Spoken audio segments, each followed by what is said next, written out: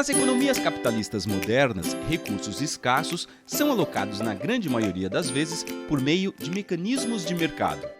O mercado tem dois lados, compradores e vendedores. A interação desses indivíduos é mediada pelo sistema de preços. O sistema de preços é uma forma eficiente de alocar recursos em uma economia.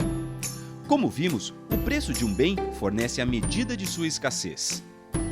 Se faz um frio fora do comum, as pessoas correm às lojas para comprar casacos, que se tornam escassos. Como consequência, o preço do casaco sobe. Se o clima favorece a produção de laranja, o preço deve cair, já que a fruta se tornou menos escassa. Na ausência de escassez, o preço de um bem seria igual a zero e todo mundo poderia consumir de graça. Exemplo típico, o ar que respiramos. Assim, quando há escassez, nem todo mundo pode consumir. O preço atua, portanto, para excluir do mercado as pessoas que não estão dispostas a pagar pelo bem ou que não têm condições de adquiri-lo. Suponha que o preço do aço aumente, pressionando os custos de produzir carros. Isso eleva o preço do carro, excluindo do mercado as pessoas que não se importam tanto assim em ter um veículo e os cidadãos sem dinheiro para fazer a compra. O mercado, assim, aloca os recursos da economia, fazendo-os chegar às pessoas que têm mais disposição a pagar por eles, ou porque valorizam muito um bem, ou porque possuem mais dinheiro para gastar. Uma das principais vantagens do sistema de preços. Ele fornece todas as informações necessárias para os indivíduos envolvidos, regulando eventuais problemas de escassez. No exemplo do carro, os consumidores não precisam saber que o preço do aço aumentou. A elevação do preço do carro já é suficiente para que eles diminuam sua demanda, de modo a adequá-la à nova oferta mais baixa. Outro exemplo, suponha que uma mudança de comportamento fez crescer a demanda por alimentos saudáveis. Isso eleva a escassez nesse mercado e puxa o preço para cima. Consequentemente, essa atividade torna-se mais rentável, o que incentiva produtores a proverem mais alimentos saudáveis. Para incrementar a oferta e satisfazer essa demanda mais alta por alimentos saudáveis, a única informação de que os produtores precisam é o preço. Eles não precisam saber a causa fundamental disso, a mudança na preferência dos consumidores, o que é muito mais difícil de inferir. Para entender as vantagens do mecanismo de mercado, podemos pensar em um mecanismo alternativo de alocação de recursos escassos, o planejamento central. Nesse sistema, em que se basearam experiências de países comunistas, o Estado decide diretamente o que será produzido e quanto será dado a cada pessoa. Em tese, esse sistema poderia garantir maior equidade entre os indivíduos, na medida em que não necessariamente exclui consumidores com base em sua renda e riqueza. Na prática, isso pode não ocorrer, caso as pessoas encarregadas de fazer a distribuição de recursos escassos não priorizem o bem-estar social. Mas, mesmo que as pessoas que governam sejam bem-intencionadas, há um problema ainda maior, relacionado a questões informacionais.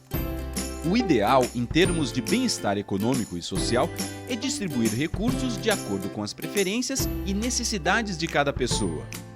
10 chocolates para todos, dado que uns gostam mais de chocolate e outros mais de fruta, não parece apropriado. Em outras palavras, a prioridade para o consumo deve ser dada a quem valoriza mais o bem. No mecanismo de mercado, isso é realizado pelo sistema de preços. E no planejamento central? Seria necessário saber quanto cada pessoa valoriza cada um dos bens da economia, e isso é virtualmente impossível. Digamos que o planejador central possua 1000 aparelhos de televisão para serem distribuídos entre 10.000 pessoas. Ele gostaria de dar prioridade aos indivíduos que mais gostam de assistir TV. Precisa então saber quanto cada uma das 10.000 pessoas valoriza o aparelho. Mas há um problema ainda maior.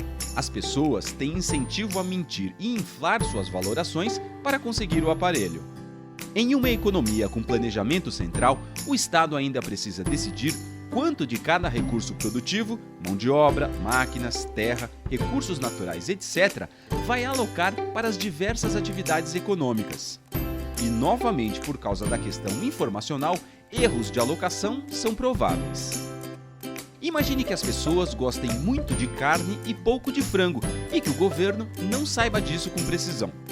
Consequentemente, a economia pode produzir muito frango e pouca carne, o que levará à escassez de carne e excesso de frango. O que isso significa? Que recursos foram desperdiçados.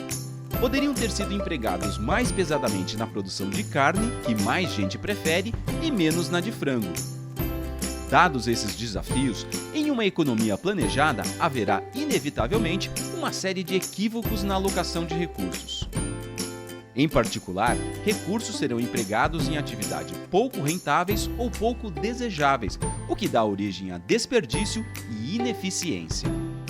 E esses recursos deixam de ser alocados na produção de itens que as pessoas valorizam, os quais acabam tendo sua oferta diminuída. Em uma economia de mercado, isso tende a não ocorrer com tanta frequência.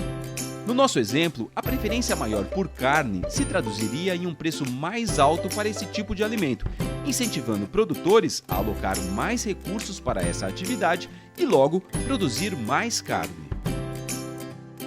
Apesar de todos os benefícios do sistema de mercado, há sim espaço para a ação do governo na economia.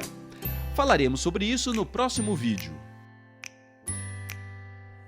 Se nunca passou pela sua cabeça, certamente já passou pelo seu bolso.